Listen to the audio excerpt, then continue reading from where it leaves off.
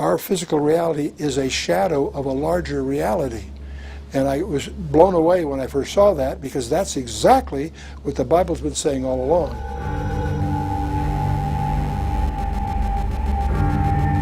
We have all been trained in Euclidean geometry, three-dimensional worlds.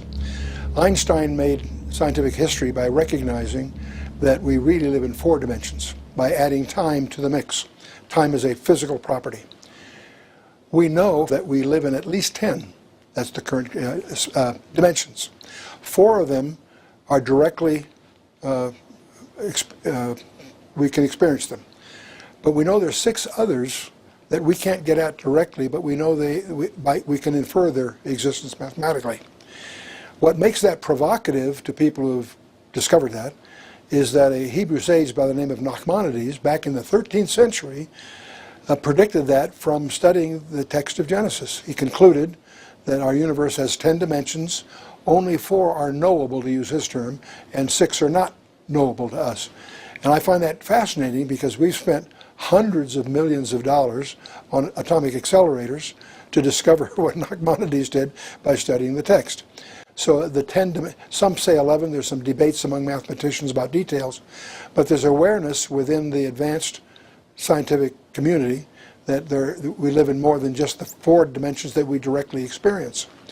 If we take those things that are larger than us, larger than man's reach, and just lump that and call that the macrocosm, we suddenly are confronting astronomy, astrophysics, those kinds of things. The great discovery of 20th century science is that the universe is finite. It may be expanding, but it's finite. And that has staggering implications. That means it has a beginning, and it'll ultimately have an end. And that's what gives rise to these conjectures that go under the label of the Big Bang theories. There's 4 of them. None of them quite satisfactory, but that's the common conjecture, if you will. The point being, that's an acknowledgement of the fact that we're dealing with a finite universe that had an origin. But the fact that it's finite is my point at the moment. If we go the other way, looking at what's smaller than man, call that the microcosm, that gets even weirder, because you and I would think that if we took, say, a length, a piece of string or something, and we cut it in half, we'd take whatever we have left and cut it in half again. And at least, maybe not physically, but conceptually, you think we could, whatever we have left, we can cut in half. It turns out, we discover, shockingly, that when you get 10 to the minus 33 centimeters, and you try to divide that, what we have there loses a property called locality. And that there's a term in physics of a characteristic called locality. And that observation has actually been proven in the laboratory.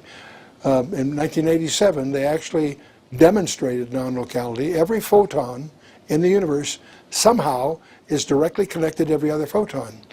And that defies our normal thinking of space, if you will. But the point I'm getting at is, we live in what we call physical reality has a limit in smallness, and we call it the Planck wall, because whether it's length, mass, energy, or time, it's made up of units that you can't divide. So there's a limit to smallness. There's a limit to largeness. So what we discover what we call physical reality is a digital simulation. And there was an article in Scientific American, June of 2005, which was dealing primarily with the fact that constants in physics seem to be changing, but they make the observation that's profound, that if the constants of physics are changing, that implies that our physical reality is a shadow of a larger reality. And I was blown away when I first saw that, because that's exactly what the Bible's been saying all along. And so that leads to a conjecture that the universe, created with 10 dimensions, something occurred to restrict us to the 4 that we experience. Many of us, because of passages in the Bible, Romans 8, and that in Genesis 3, when God declares war because of the fall of man, the creation was made subject to the bondage of decay, the entropy laws and all of that. Apparently we're somehow tied to God's curse on everything we know about the creation is post-curse.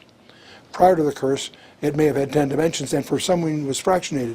So that some of us tend to regard those 6 inaccessible dimensions as the domain of things like angels, the domain of paranormal behavior. And it's our suspicion that the UFOs somehow are trafficking from those dimensions into ours. And that, it turns out that if you try to speak about dimensions more than 3 or 4, the average person can't relate to it without special training. There are only 2 people that really relate to that. That's mathematicians with special training or small children. And so, but what we can learn a lot about dimensionality by going the other way. You and I are 3-dimensional beings. Imagine if we had a 2-dimensional universe, a piece of paper or a flat plane. We could imagine at least 2-dimensional beings in there. If we had 2 of those, getting from one to the other by them would be unthinkable. But we as a 3rd-dimensional being could pick them up and move them over. To them, a miracle has happened, beyond their understanding. If I, as a 3-dimensional being, put my finger through their 2-dimensional world, they wouldn't see my finger. They'd see a thing that was a ring, and then it would shrink as if a ball passed through, it would appear as a dot that would become a ring. In other words, it only would be seeing the intersection of that 3-dimensional thing with their 2-dimensional world. So we begin to get some feeling for what dimension. Another example, if I have 2 beings there in that 2-dimensional world, I could put my finger a millionth of an inch away from each of them, no matter where they are. I can enjoy greater intimacy with each of them than they can with each other. So we suddenly read the whole concept of an additional dimension starts to, we get a feeling for what that might mean.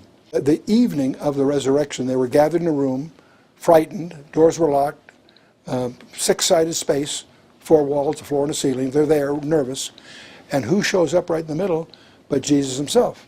At first they're frightened, naturally, confused, thinking maybe he's a spirit or something, and he challenges them. He says, handle me and see. A spirit doesn't have flesh and bone as you see me have. So he, in his resurrection body, has some peculiar properties, because he apparently, obviously, has the ability to enter and leave a 6-sided space without passing through the 6 sides. And a mathematician can deal with it. There's ways of mathematically dealing with that. To a mathematician that's skilled here, he would argue that it would take at least 11 dimensions to do that the way it seems to be described. Fine, whatever it is, it is. John, in his first letter, in chapter 3, verse 2, makes an interesting remark. He says, Beloved, it doth not yet appear what we shall be, but we shall know that when he shall appear, we shall be like him, for we shall see him as he is. What I hear that saying is that we will enjoy the same dimensionality he has.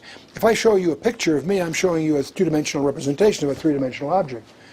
That's not what we're talking about here. We're talking about something that's more comprehensive. We shall see him as, we will be like him, for we shall see him as he is. So that gives us a glimpse of what the resurrection body that the Bible talks about deals with. But again, see, we're going into what would be called technically a hyperspace, more than 3 dimensions.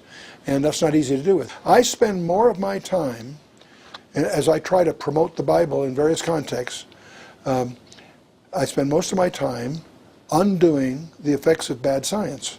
Most of what we're taught in college, not just high schools, is not true. Astronomy is obsessed with gravity, and if you get outside the solar system itself, gravity becomes a non-player. The plasma physicists have been trying to tell us that for years. No one's listening. So that's why we did Beyond Newton as we went into all of that. The electric sky, the fact that when you get out to galaxies, you're talking about electrical behavior, not gravitational behavior. The astronomy world hasn't discovered that, because gravity's instinctive. The James Clerk Maxwell equations are not instinctive. It takes very special study. They behave very different. And that's what David Bohm got coming out of the plasma world, became so fascinated with, and he's the one that predicted at least the possibility that the universe may be really some kind of super hologram. And now they're beginning to get some suggestive evidence that that may be true. But again, the scientific community continually, well, I should put it the other way, our educational establishment continues to feed the kids stuff that is just not true. The nebular hypothesis, the birth of the planets, provably not true, and yet it's still taught at the college level. If you take a course in astronomy, you'll get exposed to the so-called nebular hypothesis. And not that it's shreddable. It's mathematically impossible. You've got 99% of the mass is in the sun, and yet 99% of the angular momentum in the planets. How do you get there? It turns out you can't. They were brought here. And what's so interesting, as we learn more of good science, it's converging to the very image the Bible tells in the first place.